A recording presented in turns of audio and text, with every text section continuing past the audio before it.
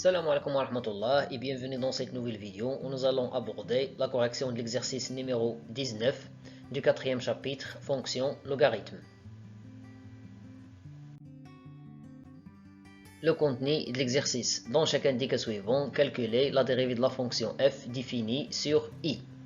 Le premier cas, calculons la dérivée de la fonction f définie sur r par f de x égale ln x au carré plus 1. On sait que la fonction définie par x au carré plus 1 est dérivable sur r, car c'est une fonction polynomiale.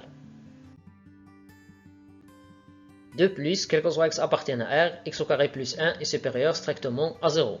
Alors la fonction f est dérivable sur r. Et on a, quel que soit x appartienne à r, f' de x égale la dérivée de x au carré plus 1 divisé par x au carré plus 1. La dérivée de x au carré, ça fait 2x. La dérivée de 1 égale à 0. Donc on obtient f' de x égale 2x divisé par x au carré plus 1. Le deuxième cas, calculons la dérivée de la fonction f définie par f de x égale ln, la valeur absolue de x moins 1 divisé par x moins 2. Tout d'abord, déterminons l'ensemble de définition de la fonction f. On a df, c'est l'ensemble de tous les nombres réels tels que la valeur absolue de x moins 1, tout divisé par x moins 2 est supérieur strictement à 0, puisque cette expression se trouve à l'intérieur de la fonction ln. Et en même temps, x moins 2 est différent de 0, puisqu'il s'agit d'une expression qui se trouve au dénominateur. On sait que la valeur absolue est toujours positive, alors ici, il suffit d'éliminer les nombres réels pour lesquels cette fraction s'annule, c'est-à-dire x moins 1, tout divisé par x moins 2, différent de 0. Une fraction est différente de 0 si seulement si le numérateur est différent de 0, et bien sûr le dénominateur différent de 0. Alors on obtient x moins 1 différent de 0, et en même temps x différent de 2. X moins 1 différent de 0 signifie que x différent de 1. Cela signifie que l'ensemble de définition de la fonction f, c'est l'ensemble R privé des deux nombres 2 et 1. Autrement dit, c'est la réunion des intervalles ouverts moins l'infini 1, 1, 2, 2 plus l'infini. On a la fonction définie par x moins 1, tout divisé par x moins 2, est dérivable sur chacun des intervalles moins l'infini 1, 1, 2 et 2 plus l'infini, car c'est une fonction rationnelle, et de plus ne s'annule pas sur ces intervalles. Alors, la fonction f est dérivable sur chacun des intervalles ouverts, moins l'infini 1, 1, 2 et 2 plus l'infini. De plus, quel que soit x appartient à l'ensemble de définition de la fonction f, f' de x égale la dérivée de x moins 1 tout divisé par x moins 2, puis divisé par x moins 1 tout divisé par x moins 2. Puisqu'ici il s'agit de la dérivée d'une fonction rationnelle qui contient seulement des binômes, alors pour calculer cette dérivée, au numérateur on va prendre le déterminant qui contient les nombres 1, 1, les facteurs de x, puis moins 1, moins 2. Au dénominateur, on prend le dénominateur au carré. Alors 1 fois moins 2, moins 1 fois moins 1. 1 fois moins 2, ça fait moins 2. Moins 1 fois moins 1, ça fait plus 1. Moins 2 plus 1 nous donne moins 1. Après, nous allons appliquer la propriété A sur B, tout divisé par C sur D, égale A sur B fois D sur C. D'autre part, on sait que x moins 2 tout au carré égale à x moins 2 tout facteur x moins 2.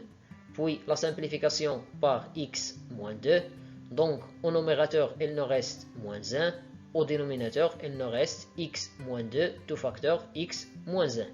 Et voilà la dérivée de la fonction f. Le cas suivant, calculons la dérivée de la fonction f définie sur l'intervalle ouvert moins l'infini moins 2 par f de x égale ln x au carré moins 4. On sait que la fonction définie par x au carré moins 4 est dérivable sur r car c'est une fonction polynomiale. Alors, elle est dérivable sur l'intervalle ouvert moins l'infini moins 2.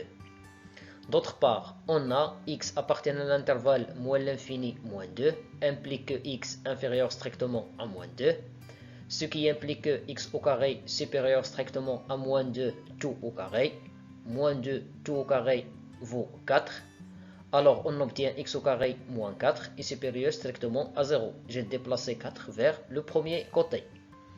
D'où, quel que soit x appartient à l'intervalle ouvert moins l'infini moins 2, x au carré moins 4 est supérieur strictement à 0. Cette condition et cette condition signifient que la fonction f est dérivable sur l'intervalle ouvert moins l'infini moins 2. Et on a, quel que soit x appartient à l'intervalle moins l'infini moins 2, f' de x, c'est la dérivée de ln de x au carré moins 4. Égale la dérivée de x au carré moins 4 divisé par x au carré moins 4.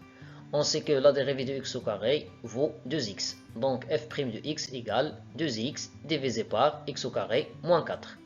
Le dernier cas, calculons la dérivée de la fonction f définie sur R par f de x égale ln de la racine carrée de x au carré plus 1. On sait que la fonction définie par x au carré plus 1 est dérivable sur R, car c'est une fonction polynomiale. De plus, quel que soit x appartient à R, x au carré plus 1 est supérieur strictement à 0. Cette condition et cette condition signifient que la fonction définie par la racine carrée de x carré plus 1 est dérivable sur R. Par conséquent, la fonction f définie par ln de la racine carrée de x carré plus 1 est dérivable sur R, car cette racine est strictement positive et en même temps elle est dérivable.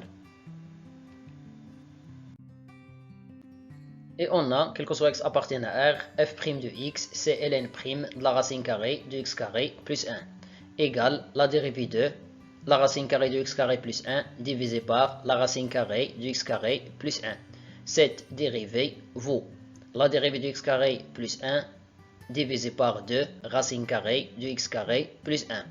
D'autre part, on sait que la dérivée de x carré égale 2x, la dérivée de 1, ça fait 0.